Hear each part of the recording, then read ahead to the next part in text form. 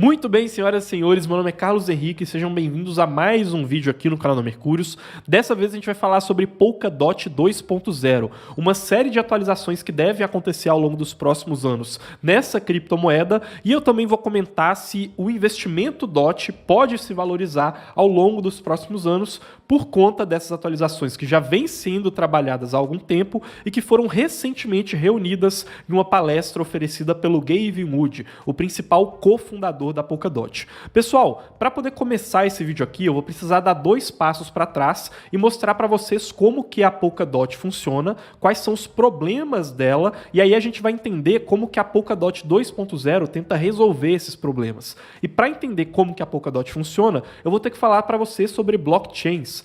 As blockchains são as redes que existem nesse mercado de criptoativos em que a gente investe. E as blockchains podem ser definidas como conjuntos de dados que são processados e guardados em blocos de informação ligados entre si. Eu sei que agora você já deve estar pensando em fechar o vídeo, parece que está muito complicado, mas vamos entender cada partezinha dessa frase aqui, que você vai perceber que na verdade é bem simples. Então vamos lá. A gente tem conjunto de dados, igual esses dados que estão aqui. Por exemplo, João enviou 10 bitcoins para Maria, Alice enviou 3 bitcoins para Joana, Paulo enviou 7 bitcoins para Pedro, né? São várias transações ali que estão guardadas. Esses dados são processados e guardados em blocos de informação, né? Então pensa que eu peguei esses dados e coloquei ali dentro daquele bloco. E esses blocos de informação são ligados entre si, formando uma cadeia de blocos, que é a tradução de blockchains. Esses blocos que são processados e guardados vão ser guardados, na verdade, por diversos computadores. Então pensa que eu peguei toda essa informação aqui, guardei em um computador, mas eu também vou guardar em vários outros computadores que vão conversar entre si para poder processar e armazenar esses dados, certo? Então isso daqui é uma blockchain, até então não tem nenhum segredo aqui. Agora vamos entender a diferença entre a Ethereum, Bitcoin e outras redes e a Polkadot, porque agora, gente, é uma parte muito importante do vídeo em que você vai entender qual que é o problema que a Polkadot vem enfrentando ao longo dos últimos anos. Então vamos imaginar que os blocos, eles na verdade, pessoal, são navios. E o espaço para processar e armazenar informações nesses blocos são como containers de carga, né? Então esse navio aqui representa o potencial de processamento e armazenamento. E aí, se eu quero fazer uma transação na rede do Ethereum ou então na rede do Bitcoin, eu vou alugar uma vaga nesse bloco, né? Para colocar lá aquela informação, igual aquela Pedro enviou 10 bitcoins para Maria, né? Isso daqui vai ser uma vaga que eu vou alocar ali dentro desse bloco. Agora, qual que é a diferença entre Ethereum, Bitcoin e outras redes e Polkadot e que resultou nesse problema para Polkadot? Na Ethereum, isso funciona de uma forma parecida com o Bitcoin. Você paga um frete nesse navio na medida que você precisa usar espaço no navio. E esse pagamento é feito usando a criptomoeda ETH, né? A criptomoeda da Ethereum. Já na Polkadot, eles quiseram inventar uma coisa diferente, porque eles pensaram, cara, a gente quer o pessoal aqui desenvolvendo para o longo prazo. Então eles criaram um sistema de leilões para poder alugar espaço nesse navio por um longo período de tempo, que são as parachains, né? As parachains são as clientes, as redes que se conectam lá na rede principal da Polkadot. E aí, aqui nesse caso, ao invés de eu pagar o frete de cada navio usando os tokens DOT, né, as criptomoedas da Polkadot, eu vou precisar travar DOTs por um longo período de tempo. Esses gráficos aqui mostram um pouco disso, né? Então pensa que eu vou ser cliente da Ethereum e da Polkadot durante 2 anos. E aí eu tenho que comprar espaço para poder usar esses navios ali, que são os blocos da Ethereum ou da Polkadot. Lá na Ethereum, eu vou ter que ir comprando à medida que eu vou usar aquilo, né? Então pensa que eu vou fazendo essas compras distribuídas ao longo desses 2 anos. Na Polkadot, não. Na Polkadot, eu vou ter que fazer todas essas compras logo no começo. Fazer um leilão para poder alugar esse navio durante 2 anos inteiros, tá? Essa daqui foi a aposta da Polkadot. E isso gerou, pessoal, uma série de problemas. Na prática, esse sistema de leilões tornou o ecossistema da Polkadot menos flexível economicamente, né? Pensa que você quer desenvolver uma solução lá, mas você não sabe se você vai usar ela durante 2 anos. Você pode estar querendo só testar uma coisa, você pode querer fazer uma solução que vai ser usada por menos tempo. E isso daqui afastou os desenvolvedores que poderiam contribuir e que foram para ecossistemas mais flexíveis, como, por exemplo, os ecossistemas da Ethereum e da Cosmos, que hoje são os 2 maiores concorrentes da Polkadot. E isso também coloca uma certa dúvida na demanda de longo prazo por DOT, né? Porque os DOTs eles precisam ser comprados por quem quer participar desse leilão. Então pensa o seguinte, poxa, se a longo prazo ninguém quiser participar desses leilões, o pessoal preferir usar as redes da Ethereum e da Cosmos, como que o DOT vai se valorizar, não é verdade? E aí as pessoas não vão querer investir nele. E essa questão de afastar desenvolvedores do sistema, não sou só eu que estou dizendo. Eu vou passar aqui para vocês um trechinho da palestra que eu mencionei para vocês, que o Gavin Wood fez recentemente sobre a Polkadot 2.0. Olha só o que ele vai falar e logo em seguida eu vou traduzir para vocês. Now, the problem with the slot auction model and it not being agile is it creates high barriers. It creates high barriers into the Polkadot, into the space of Polkadot, Polka world, whatever you want to call it. These barriers, some of them are merely perceived, but a lot of the time they're actually real barriers. If you have a tinkerer, someone who's, like I used to be and a little bit still am, who's just playing around with some technology, such people, or at least if, placing myself in that particular role, wearing the tinkerer hat, I don't want to be bothered about raising tokens or marketing or finding other people with whom I just want to deploy some code and see if people use it. Kind of like open source approach, right? And by forcing them into this model, I believe we lose a lot of potential collaborators. Então ele acabou de dizer aqui que ele acredita que esse modelo da Polkadot menos flexível acabou afastando uma série de possíveis colaboradores, justamente porque ele não permite esse sistema de testes tão rápido quanto é, por exemplo, no Ethereum, com plataformas de segunda camada e aplicações, ou então, por exemplo, na rede da Cosmos ali, com todas aquelas redes utilizando o IBC, que é o protocolo de comunicação descentralizados deles. Então, eu vou resumir aqui para vocês, pessoal, os principais pontos dessa apresentação sobre Polkadot 2.0 e também eu quero fazer um agradecimento ao Luiz, que é o embaixador da Polkadot aqui no Brasil, porque eu também me baseei em algumas apresentações dele para poder interpretar aquilo que o Gavin Wood disse. Deixando bem claro, pessoal, aqui são só alguns dos principais pontos dessa Polkadot 2.0 que deve ser implementada gradativamente ao longo dos próximos anos, porque ainda está sendo discutida lá nos fóruns de desenvolvimento, porém também existem outros pontos e se vocês quiserem mais vídeos é só comentar aqui embaixo. Então, primeiro ponto,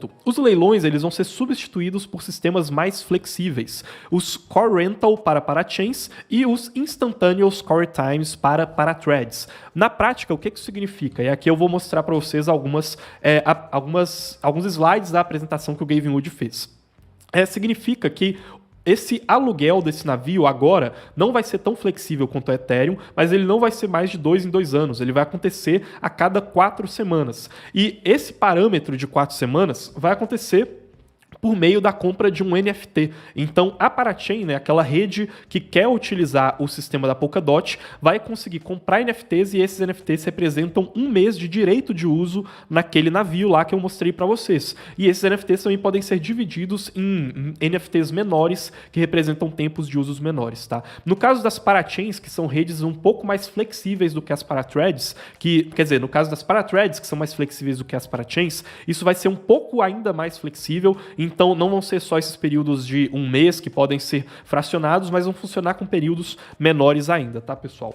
Além dessa questão aqui de ficar mais flexível, eles também vão permitir os acordes, tá? Os acordes vão ser uma ferramenta que vai permitir contratos compartilhados entre as redes do ecossistema da Polkadot. Isso aqui ficou engraçado, né? Porque o Gavin Wood mostrou esse desenho que ele disse que fez num guardanapo um pouco antes da apresentação dele, em que ele mostra ali embaixo, né? Naquele biscoito que tá ali embaixo, o ecossistema da Polkadot, com vários cores, né, várias unidades de processamento das parachains, e em cima o que seriam esses acordes, né, esses túneis ali relacionando diversas redes do ecossistema da Polkadot, tá? E aqui está um desenho um pouco mais simplificado e um pouco mais bonito, né, que eu peguei de uma das apresentações do Luiz, que é o embaixador da Polkadot aqui no Brasil.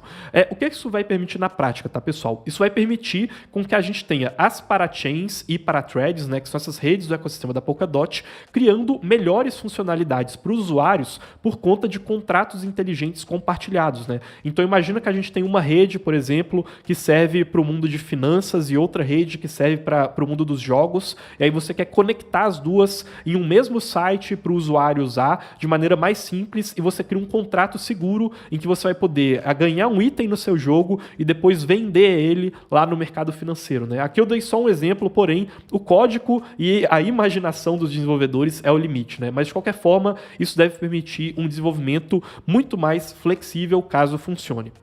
E também a gente vai ter várias mudanças em termos de concentração de governança, staking e outras funções que antes só podiam ser realizadas na Relay Chain, que é a rede central da Polkadot, e agora vão poder ser divididas em vários núcleos, tá? Isso aqui ficou até engraçado porque as pessoas no Twitter começaram a chamar isso daqui de cookie do Gavin Wood, né? Esse desenho aqui que ele fez da Polkadot 2.0 e que mostra a diferença disso em comparação com a Polkadot 1.0, né? Esses desenhos que ele fez ali no guardanapo antes da apresentação dele. Então, a diferença é que agora a gente teria como se fosse vários núcleos diferentes ali na Polkadot funcionando de uma maneira um pouco mais despermissionada, digamos assim, uma conexão um pouco mais flexível. É importante citar, pessoal, que isso daqui é uma coisa que deve demorar um certo espaço de tempo, tá? É talvez a atualização mais radical pela qual o ecossistema da Polkadot já passou, e o ecossistema da Polkadot normalmente se gaba muito porque eles têm uma governança muito moderna, tá? Para poderem fazer atualizações ali dentro do funcionamento da infraestrutura desse ecossistema. Então, se eles conseguirem, de fato, entregar essas mudanças de forma rápida ao longo dos próximos meses e não ao longo dos próximos anos, isso vai provar para o mercado que a governança da Polkadot, de fato, pode ser um sistema muito promissor e uma vantagem que eles têm em comparação a outras redes do mercado. E será que isso pode fazer o token DOT se valorizar? A princípio, isso já pode criar uma demanda maior pelo token da Polkadot se eles conseguirem ter essa adesão do mercado que eles não conseguem ainda, pelo menos em comparação com o ecossistema da Ethereum, né? Então, caso essa demanda apareça, caso isso de fato funcione para atrair mais desenvolvedores, isso pode sim fazer com que Polkadot se valorize e também caso o staking do token DOT aumente. Principalmente porque eles ainda estão debatendo para onde que vai aqueles DOTs usados para poder comprar aquele espaço no navio, né? Então os DOTs utilizados para poder comprar aqueles NFTs que vão dar acesso ao espaço de bloco para as parachains podem eventualmente serem queimados, né? Isso diminuiria a oferta de DOTs no mercado, né? Seria uma força econômica nesse sentido que poderia valorizá-lo. Porém, ainda está sendo debatido porque possivelmente esses DOTs não serão queimados e sim utilizados para desenvolvimento no ecossistema.